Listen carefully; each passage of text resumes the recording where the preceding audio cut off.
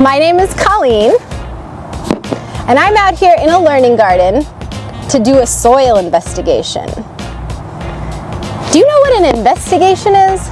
What does that make you think about? Tell somebody next to you or in your house or wherever you are, tell them what you think of an investigation and ask what they think of an investigation. First, we got to know what it means before we start doing it. When I think of an investigation, I think of a detective trying to answer a question.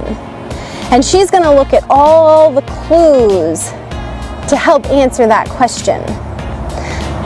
So if I'm going to do an investigation, I better start with a question. And I'm going to do a soil investigation. So my question needs to be about the soil. Do you have any questions about the soil? Maybe take a minute to write some of your questions down so that then, as you do an investigation, you can answer those questions. Or tell the person next to you or in your house or your classroom what questions you have about the soil. My question is this soil good soil to grow plants? How would I answer that question? Well, I have to look for some clues, and I have to know what plants need to grow. I have one little baby sunflower here, and I know that plants need soil. That's why I'm doing a soil investigation. What else do plants need? Well, it's a sunflower that gives you a hint. That's right, they need sun, they need water, I know you know that, and they need air. The plants need to breathe, and they need space to grow. So, it's getting enough sun. I'm not sure if it's getting enough water, and I'm not sure if the soil is great for it. So let's investigate.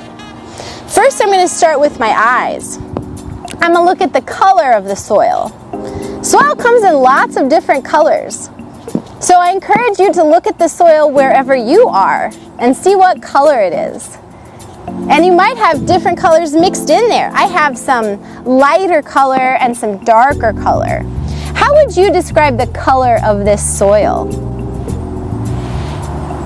I think it's kind of blackish, kind of brownish. That's what I would say. And some of it's darker black and some of it's lighter brown. So I can see the colors. I can see the shapes, clumpy shapes. I see some curvy shapes. We call these organic shapes because I don't see any perfect triangles. This is almost a rectangle, but not exactly. And let's see, I see some leaves. So let's see, where did these leaves come from? And where did these organic shapes come from? And why is the soil different colors? What do you think? I can now use my sense of touch to feel it. So if I feel the lighter colored soil right here, and I feel the darker colored soil, I can feel a difference. How do you think it feels? The darker soil feels a little bit wet. The lighter soil feels more dry and fluffy. That's interesting. And then my other shapes here. And if I look closely, I can see that they're made of wood. Trees, that's right, trees grow wood, of course. And the leaves too, they could have come from a tree. So these are little bits of trees mixed in with the soil. Do you think that these parts of the tree are still alive? Well, they're not connected to any roots, and they're not connected to any leaves. So I don't think that they are still alive because they don't have what plants need in order to grow. They're just wood, and they're mixed in with the soil. So they are kind of like recycling. They're adding the wood back to the soil, and if I look really closely, you can see tiny, tiny little sticks and tiny, tiny little bits of wood and bits of leaf and bark. So they're breaking down smaller and smaller. And they're recycling back into the soil. So they're not alive, but they're adding life to the soil. We call this organic matter.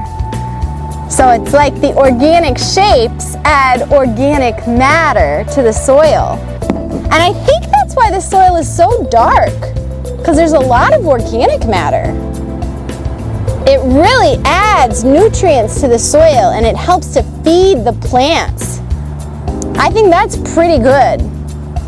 I'm glad to see all that dark, nice organic matter.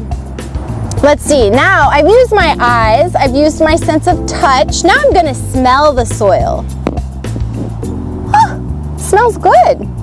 Smells fresh, it smells pretty clean. That's good. Now I'm gonna keep feeling the soil. I'm gonna squeeze it to see if I can get some clues about how hard it is. How hard do you think it is just from looking at it? Looks kind of soft, right? And squishy, especially compared to a rock. So if I take some soil, I can squeeze that soil and make it smaller. But if I take a rock, doesn't matter how hard I squeeze. Yeah, no, that rock is not going anywhere. The soil, though, I can change the shape and I can change the size by squeezing on it. Make an organic shape. And then I can break it up really easily. Do you know why? What is it in the soil that makes it fluffy?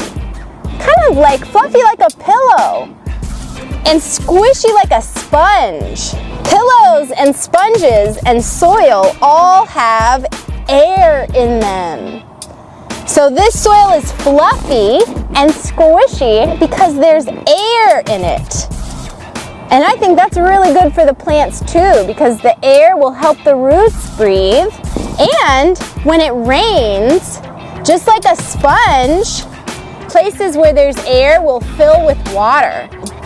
So lots of organic matter, fluffy with lots of air, and places for the water to go. Those are all very good things for the plants.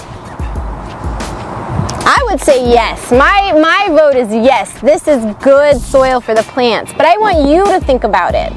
I want you to tell me, what's your vote? Yes, it's good? Nah, not so good? Maybe. Maybe it's okay. We'll let the sunflower decide. And then go out and find some soil that you can investigate. Look at the color. Look at the shapes. Feel it. Feel if it's fluffy or soft. And then smell it. See how it smells. Because there's all different kinds of soils all over the world. And different kinds of soils are good for different kinds of plants.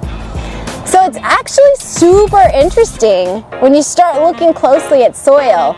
You find a lot of neat stuff. So go out and investigate.